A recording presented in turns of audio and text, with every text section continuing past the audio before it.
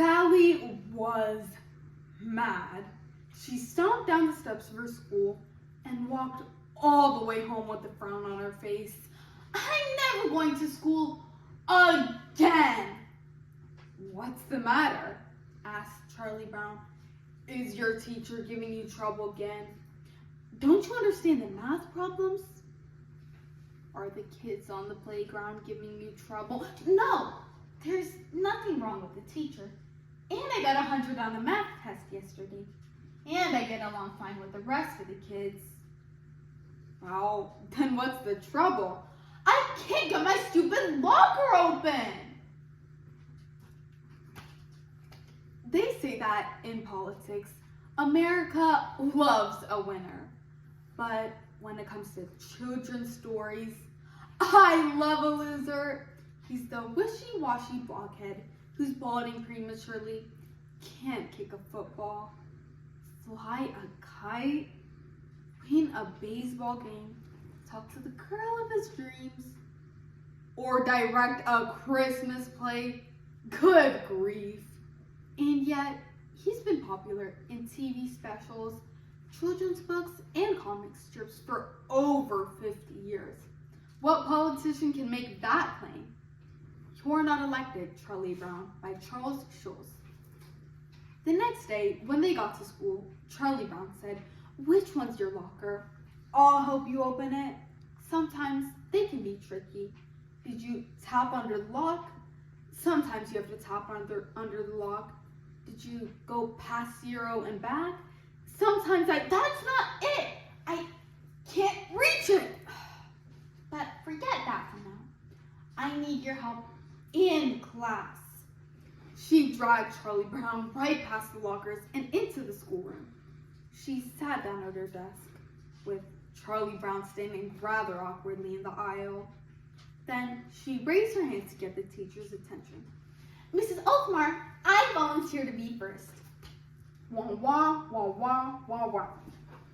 Before Charlie Brown knew what was happening, he found himself in front of the whole room. "This morning, fellow classmates, I have a treat for you. I am showing you my big brother. And I should tell you that he's my big brother only because he was lucky enough to be born first. Stand up straight. I'm trying to get an A in show and tell. Don't goof it for me." This has to be the most embarrassing thing that has ever happened to me in my whole life. Wah, wah, wah, wah, wah, wah. Yes, ma'am. I have forgotten about those times. A little later, a group of students were standing in the hallway, looking at a huge sign announcing the coming election of a student body president. When Linus saw Charlie Brown, he said, "This would be a great job for you. You'd make a great student body president. Don't you think, Lucy?" "No. I've taken a poll, and my poll shows that Charlie Brown could never be elected." "We'll never say, 'You're elected, Charlie Brown,' because you could never be elected." "And how about Linus then? I'll bet he'd do something about the stupid lockers." "Linus, my little brother, I'll take another poll." Lucy's polls were sometimes kind of violent. She grabbed one boy by the shirt. "If my little brother were running for student body president, would you vote for him?" "How could I help it? How about you?" "Sure, I'd vote for Linus. I remember one time he gave me a peanut butter sandwich. I'd vote for anybody who gave me free lunch." The next person interviewed was an ordinary boy who was sitting by himself on a small bench. "If you knew that Linus Van Pelt were running for president, would you vote for him?" "No." "If you knew that he was going to solve all the problems in the world, would you vote for him?" "No." "But why not?" "Because I'm the one running against him." "Oh." Lucy reported back to her candidate. "I think that we're in. According to my poll, there's no way we can lose." And so the big campaign began. It was Charlie Brown's job to introduce the two candidates to the rest of the student body during an assembly. "Ladies and gentlemen, Russell Anderson, My name is Russell. If I'm elected, I will do the best that I can. Thank you. That's the worst speech I've ever heard. Now I know we're gonna win. Ladies and gentlemen, Linus Van Pelt. If I'm elected, the first thing I'll do, I'm not sure. He's not sure what he'll do first. But as president, Linus plans to tell the principal that we don't want any more tests, and no report cards, and no homework.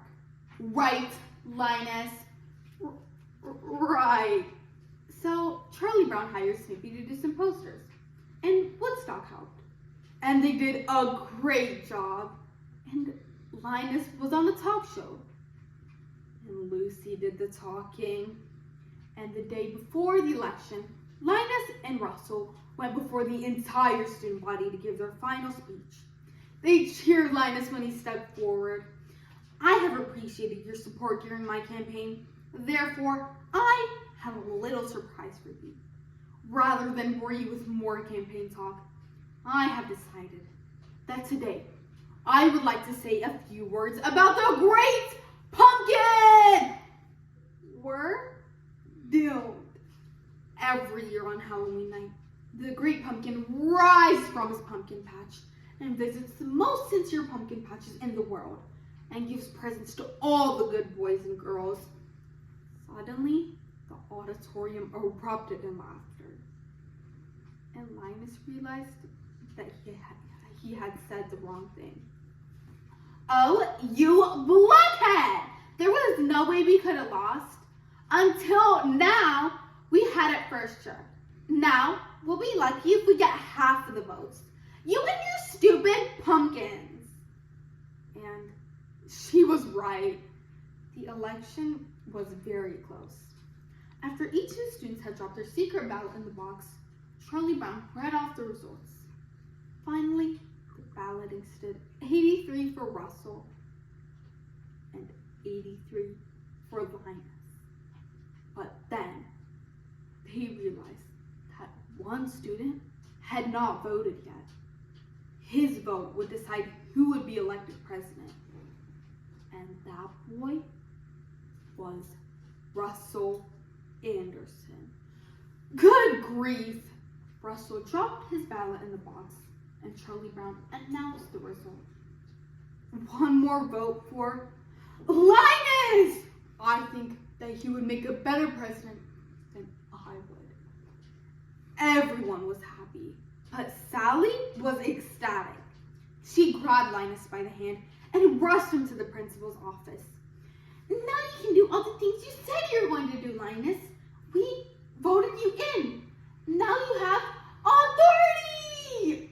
But when Linus met with the principal, wah, wah, wah, wah, wah, wah. Linus realized that he would not be able to do as much as he had thought. The principal still runs the school, Sally. You sold out! We elected you, and you sold out! The next time we have an election, I think that everyone should vote for themselves. Yeah, or we might as well vote for Charlie Brown. Next year, we may even say you're elected, Charlie Brown.